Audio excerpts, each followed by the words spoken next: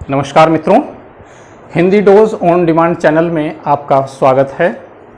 मित्रों, मैं अपना ये आज का जो वीडियो है शुरू करने से पहले निवेदन करता हूँ कि हमारे इस चैनल को सब्सक्राइब कीजिए, लाइक कीजिए, शेयर कीजिए, बेल आइकन का बटन दबाकर नोटिफिकेशन को ऑन कीजिए, जिससे हमारी वीडियो का जो मैसेज है आपको तुरंत मिलता रहे और आप हमारी वीडियो लगातार देखते रहें। और हमें कमेंट करके यह ज़रूर बताइएगा कि आपको हमारा यह चैनल कैसा लगा, क्या हमें इसमें और करना चाहिए। ये सारी बातें भी आप हमें ज़रूर बताएं। तो चलिए मित्रों, अब हम आगे चलते हैं। पिछले वीडियो से हम लगातार व्यंजन संधि हम करते आ रहे हैं। आज हम व्यंजन संधि का एक और भेद पढ़ेंगे और वह है अनुनासिक संधि, जिसका सूत्र है यरो अनुनासिके अनुनासिको वा। तो देखिए, आइए हम इस सूत्र को समझ लेते हैं। इसमें मित्रों देखिए, पहला शब्द है यरो। यरो मतलब यर प्रत्याहार। पिछली संधियों में भी हम बता चुके हैं कि यर प्रत्याहार का मतलब होता है का से लेकर मां तक के जितने भी व्यंजन वर्ण होते हैं वो यर प्रत्याहार के अंतर्गत आते हैं। हम पहले भी ये बात बता चुके हैं। अब बात है अनुनासिके। अनुनासिके सप्तमी विभक्ति यहां पर है, देखिएगा। तो अनुनासिके यानी पंचम वर्ण होने पर, पंचम वर्ण अनुनासिक जो वर्गों का जो पंचम वर्ण होता है, पांचवां वर्ण होता है। हमारे वर्ग हमने पिछले संधियों में हम बताते आ रहे हैं लगातार।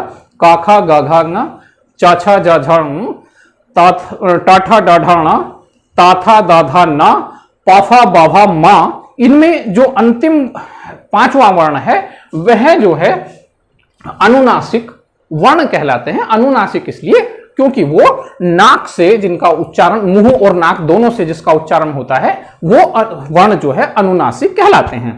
तो अनुनासिक, अनुनासिके का मतलब हुआ अनुनासिक होने पर। और आगे अगर अनुनासिक हुआ, आगे अगर हो तो अनुनासिक है, मतलब अनुनासिक यानी पंचम वर्ण जो है वो आगे भी अगर अनुनासिक है, अनुनासिके अनुनासिक होने पर अनुनासिकोवा या तो अनुनासिक हो जाता है, या एक शब्द है इसमें वा का मतलब है अथवा। आप जानते हैं अथवा। तो यहां दो विकल्प से काम करते हैं कि अगर सामने अनुनासिक है तो जो पहला वर्ण है, संधि का जो पहला पद है उसमें जो पहला वर्ण है वह उसका अनुनासिक वर्ण हो जाएगा अगर त आ रहा है तो।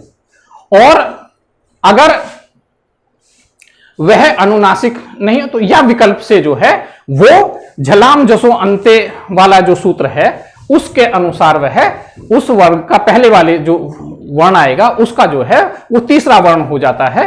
तो देखिए, अब हम इस सूत्र को उदाहरण के अनुसार हम समझते हैं। अब हम यहां आते हैं। देखिए, शब्द है जगन्नाथ है, जगन्नाथ है या जगन्नाथ है, ठीक है ना। अब हम देखिए जगन्नाथ है हम लेते हैं।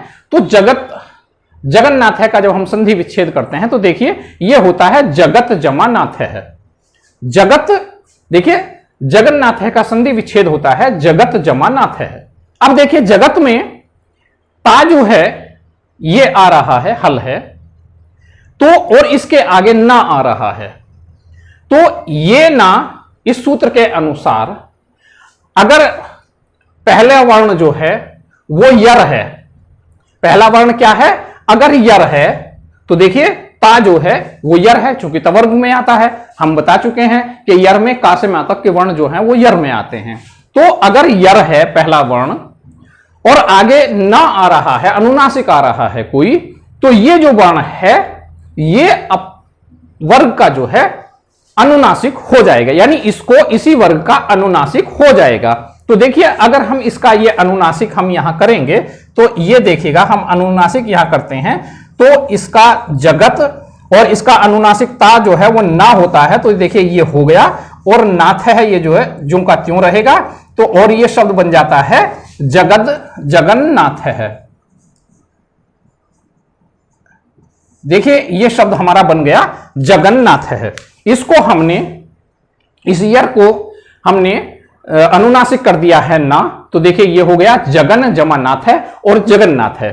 ये इस सिचुएशन बनेगी। और अगर हम ये सूत्र नहीं अप्लाई करते हैं, तो यहां एक और सूत्र जो हमने झलाम जसो अंते हमने पढ़ा था, वो सूत्र भी यहां अप्लाई हो जाता है। तो उस सूत्र के अनुसार जो है इस ता को जो है वर्ग, अब इसी वर्ग का तीसरा वर्ण होगा, तो इसका अगर हम तीसरा वर्ण करेंगे तो देखिए ये तीसरा वर्ण, पहला ता था दा, तो दा होता है, तो हम इसका देखिए तीसरा वर्ण हम करके देख लेते हैं, दिखाते हैं आपको। ये हो गया जगद जमा नाथ है, और ये शब्द बनता है हमारा जगन्नाथ है।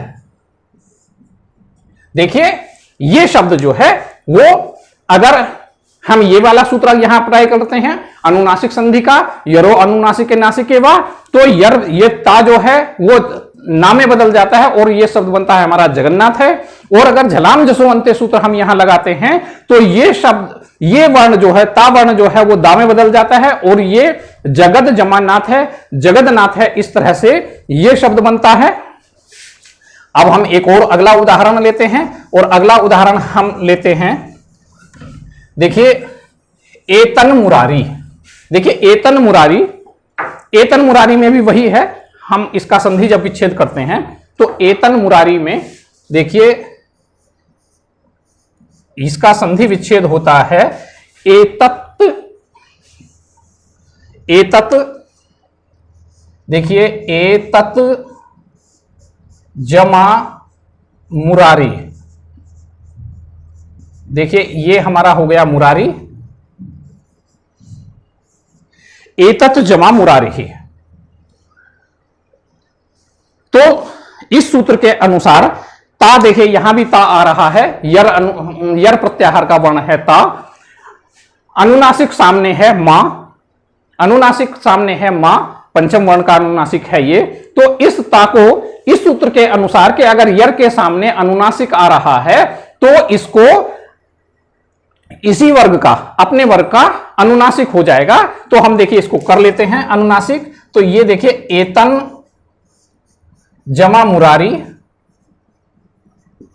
और ये शब्द बन जाता है हमारा एतन मुरारी। देखिए इस ता को हमने सूत्र के अनुसार अनुनासिक ना कर लिया है, तो ये एतन हो गया, और ये मुरारी है, और इसको मिलाकर जब हम लिखते हैं तो एतन मुरारी हो जाता है। मगर यहां अगर हम झलाम जसो अंते वाला सूत्र हम अगर शुरू करते हैं, तो झलाम जलो अंते सूत्र के अनुसार ये देखिएगा एतत जमा मुरारी में ये जो ता है अपने वर्ग का तीसरा वर्ण हो जाएगा। तो देखिए तीसरा वर्ण होगा दा, तो ये हो जाता है एतद जमा मुरारी, और यह शब्द बनता है देखिए एतद मुरारी।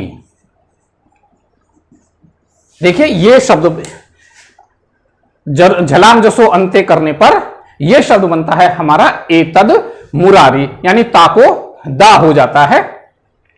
और अगर हम इसको यरोनांश सूत्र जो है वो यहां अप्लाई करते हैं, ये सूत्र लगाते हैं, तो इस ता को यानी इस यर को हमारा जो है वो अनुस्वार हो जाता है। तो वो बनता है, ये वाला शब्द बनेगा एतन मुरारी, ये सूत्र लगने पर, और झलाम जसो अंत्य सूत्र लगने पर जो शब्द बनता है वह बनता है एतद मुरारी, जो हमने यहां आपको बनाकर दिखाया है। हम एक और उदाहरण इसका लेते हैं, ये आपको बात और अधिक क्लियर हो जाएगी। देखिए शब्द है षणमासः, षणमासः या षडमासः। अब इसका देखिए हम संधि विच्छेद करते हैं। षणमासा में देखिए षट, देखिए षट जमा मासः। अब देखिए हम देखते हैं यहां पर ये टवर्ग है, टा है, और इसके ये टा जो है वो यर प्रत्याहार में आ रहा है, टवर्ग का पहला वर्ण है। और मासा मा जो है वो अनुनासिक है, पंचम वर्ण का है, पवर्ग का है, पंचम वर्ण है। तो इस सूत्र के अनुसार अगर यर के सामने अनुनासिक आ रहा है तो यह यर यानी टा जो है वो अपने ही वर्ग का अनुनासिक हो जाएगा। हम कर लेते हैं, देखिए। तो ये होता है हमारा टा ठा डा, तीसरा वर्ण होता है डा। तो देखिए हमने इसको ये डा कर लिया, षड जमा मासहा हो जाता है। देखिए ये इस तरह से इसका संधि हो जाएगा। और जब हम इसको मिलाकर लिखेंगे तो ये शब्द बनता है हमारा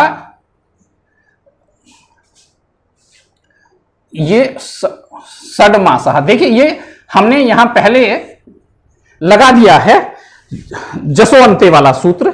जसो अंते वाले सूत्र से ये झलाम जसो अंते का सूत्र हम लगा देते हैं। तो षट जमा मासा को टवर्ग को जो है अपने ही वर्ग का तीसरा वर्ण हो जाता है। तो ये बन जाता है षडमासहा, झलाम जसो अंते सूत्र। अगर हम ये वाला सूत्र हम लगाते हैं यरो अनुनासिके वाला, तो टवर्ग जो है अपने ही वर्ग का अनुनासिक होगा। और अपने ही वर्ग का अनुनासिक देखिए ये कैसे होगा, ये देखिए टा का जो है हम कर लेते हैं इसका अनुनासिक, ये हो गया है देखिए क्षण जमा मासहा।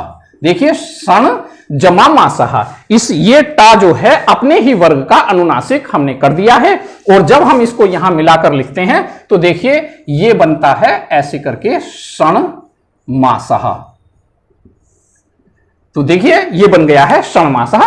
देखिए हमने इससे आपको षडमासहा बनाकर भी दिखा दिया है झलाम जसो अंते सूत्र लगाकर।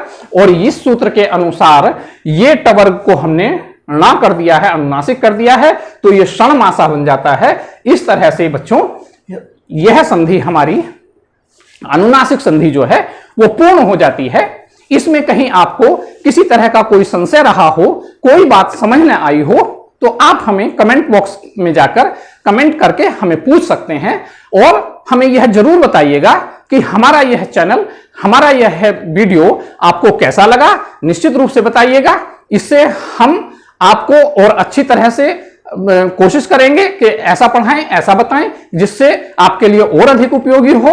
चैनल को सब्सक्राइब भी कीजिएगा और बेल आइकन का बटन दबाकर नोटिफिकेशन को जो ऑन करना मत भूलिएगा, जिससे हमारा जो नया मैसेज आपको मिलता रहे नए वीडियो का, ताकि आप किसी वीडियो से हमारे वंचित ना रहें। तो मित्रों चलिए अब हम विदा लेते हैं, अगले भाग के साथ हम फिर मिलेंगे। नमस्कार।